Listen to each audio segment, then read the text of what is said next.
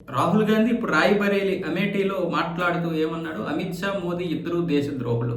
రాజకీయ పరంగా వాళ్ళని ఎదుర్కోవడం చేత కాదు కాబట్టి ఇంకా ఆ మాట తప్ప ఇంకేమనలేడు. ఆర్ఎస్ఎస్ అంటే ఇప్పుడు భయపడిపోతున్నాడు రాహుల్ గాంధీ. ఎందుకు? యోగి ఆదిత్యనాథ్ అక్కడ గత 9 సంవత్సరాలుగా పరిపాలనలో ఉన్నాడు.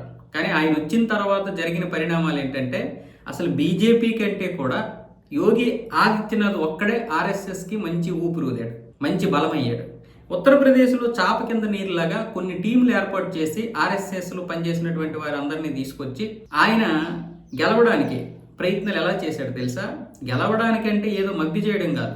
బీజేపీలో అంటే అధికారంలో ఉన్నటువంటి ఈ బీజేపీ ఎమ్మెల్యేలు ఎక్కడెక్కడ తప్పులు చేస్తున్నారు, మిగతా ఎమ్మెల్యేలు ఎక్కడెక్కడ ఏం చేస్తున్నారు, దందాలు ఎవడ చేస్తున్నాడు, వసూళ్లు ఎవడ చేస్తున్నాడు, ఏ అధికారి అవినీతిగా ఉన్నాడు, ఏ అధికారి అవినీతితో మునిగిపోయాడు, ప్రజల దగ్గర డబ్బులు వసూలు చేస్తున్నాడు, ఇలాంటివన్నీ కూడా తెలుసుకోవడానికి ఒక టీం ఏర్పాటు చేశాడు. అవి చాప కింద నీరులో పనిచేస్తాయి. అందుకే ఆయన ఆ విషయం తెలియగానే దాన్ని పరిష్కరిస్తాడు. ఒక్కొక్కడు తాట తీసేస్తాడు. వాడు బీజేపీ ఎమ్మెల్యే అవనే, అధికారం అవనే, ఎవడైనా కానీ బీజేపీ సపోర్టర్ అవని ఎవడైనా సరే తప్పు చేస్తే తాట తీసేస్తాడు. అదే అక్కడ కొంతమంది ముస్లింలకు కూడా నచ్చుతుంది. సో గోరఖ్పూర్ మఠంలో ముస్లిమ్స్ కూడా ఉంటారు సగానికి సగం మంది. ఎందుకంటే ఆయనకి మతాల పరంగా కాదు, విధానాల పరంగా విభేదిస్తాడు. ఈ దేశానికి వ్యతిరేకంగా ఉండేటటువంటి ఎవరినైనా సరే ఆయన వ్యతిరేకిస్తాడు. అది బీజేపీ అయినా, కాంగ్రెస్ అయినా, ముస్లిమ్స్ అయినా, హిందువులైనా. సో ఈ నేపథ్యంలో ఆర్ఎస్ఎస్ వల్ల గెలుస్తున్నారన్న విషయం ఆయనకు తెలుసు రాహుల్ గాంధీకి. కేవలం ఉత్తరప్రదేశేనా? యోగి ఆదిత్యనాథ్ ఈరోజు ఆర్ఎస్ఎస్ను వాడుకుంటున్నట్టుగా ఎవరు వాడుకోలేరు. కానీ ఇప్పుడు మిగతా రాష్ట్రాల్లో కూడా బీజేపీ ఇప్పుడు ఆర్ఎస్ఎస్ని ఆ విధంగా వాడుకుంటుంది.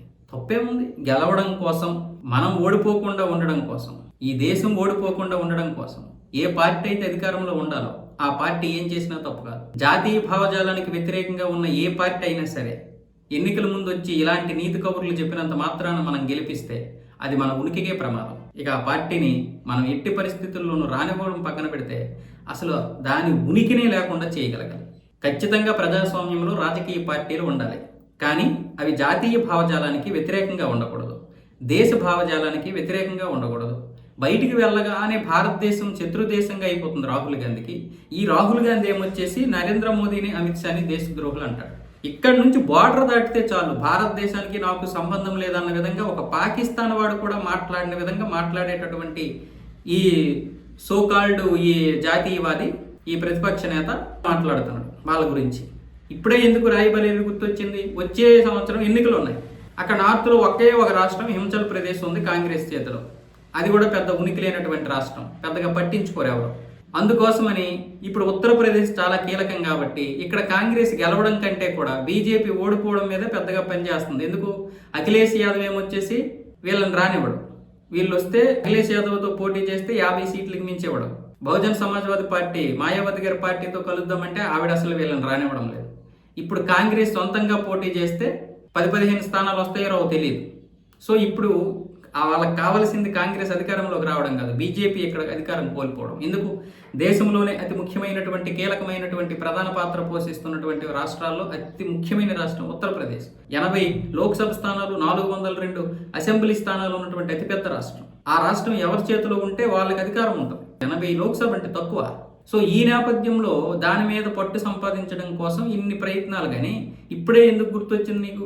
రాయ్‌బరేలీ ప్రజలు నిన్ను ఓడగొట్టారు. ఇప్పుడు గెలిపించారు కానీ లాస్ట్ టైం వాడగొట్టారుగా. ఇలాంటి మాటలు మాట్లాడితేనే వాడగొట్టారు.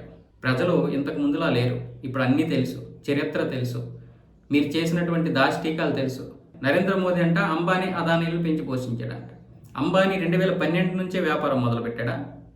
60 సంవత్సరాలు మీరు ఉన్నారు కదా, ఆయన ఎప్పుడు మొదలుపెట్టారు? ధీరుభాయ్ అంబానీ నుంచి మొదలుపెట్టారు. ధీరుభాయ్ అంబానీ 2014లోనా పెట్టింది వ్యాపారం? లేకపోతే ముఖేష్ అంబానీ మొన్న పెట్టాడా? మోదీ ప్రభుత్వం ఏర్పాటు అయిన తర్వాత పెట్టి ఆయన ఇదయ్యాడా? వ్యాపారస్తులు లేకుండా ఏ దేశమో అభివృద్ధి చెందదు. అది మీరైనా, వాళ్ళైనా, నేనైనా, ఎవడైనా సరే వ్యాపారస్తులు ఉండాలి. ఈరోజు అంబానీ వల్ల 3 లక్షల మందికి ఉద్యోగాలు ఉన్నాయి. ఈరోజు అదానీ వల్ల 89,000 మందికి ఉద్యోగాలు ఉన్నాయి. ఒక ప్రైవేట్ రంగం అన్ని వేల మంది ఉద్యోగాలు ఇస్తుంది అంటే పరోక్షంగా ఇంకెంతమందికి ఉద్యోగాలు ఉంటాయి? ఎంతమంది వెండర్స్ ఉంటారు? ఎంతమంది రైతులు వాళ్ళకి కూరగాయలు ఇస్తుంటారు? ఆ మాత్రం తెలీదా? అంబానీ ఎప్పుడు పెద్దోడయ్యాడు మీకు తెలీదా? మీ హయాంలోనే కదా అయ్యాడు. అంటే మీరు ఇప్పుడు ఆయనకి ఇచ్చేసారా? ఏ రాజకీయ పార్టీ అయినా సరే వ్యాపారవేత్తల్ని విస్మరిస్తే ఆ దేశం అభివృద్ధి చెందదు. వ్యాపారవేత్తల్ని విస్మరించిన తర్వాత ఉద్యోగాలు అసలు ఎక్కడి నుంచి వస్తాయి? పన్నులు ఎక్కడి నుండి వస్తాయి? ఈ వ్యవస్థని కంట్రోల్ ఎలా చేస్తాము?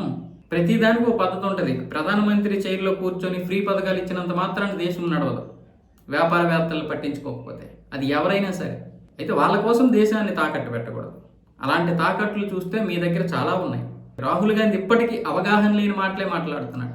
అయితే నేను రాహుల్ గాంధీని ఎందుకు గౌరవిస్తానంటే ఆయన ఉండబట్టే ఈరోజు బీజేపీ ఈ విధంగా మంచిగా గెలుస్తూ వస్తూనే ఉంది. రేపు ఉత్తరప్రదేశ్లో కూడా చూడండి, ఇటు బహుజన్ సమాజ్వాదీ పార్టీ రానివ్వదు, అటు అఖిలేష్ యాదవ్ వచ్చినా సరే ఒక 40-50కి మించి సీట్లు ఇవ్వడు. కాబట్టి కాంగ్రెస్ సపరేట్గా పోటీ చేస్తే మంచిగా ఓట్లు చీలుతాయి. మళ్ళీ ఉత్తరప్రదేశ్లో యోగి ఆదిత్యనాథ్ ప్రభుత్వం అయితే వస్తుంది. అందుకు నాకు ఆయనంటే గౌరవం.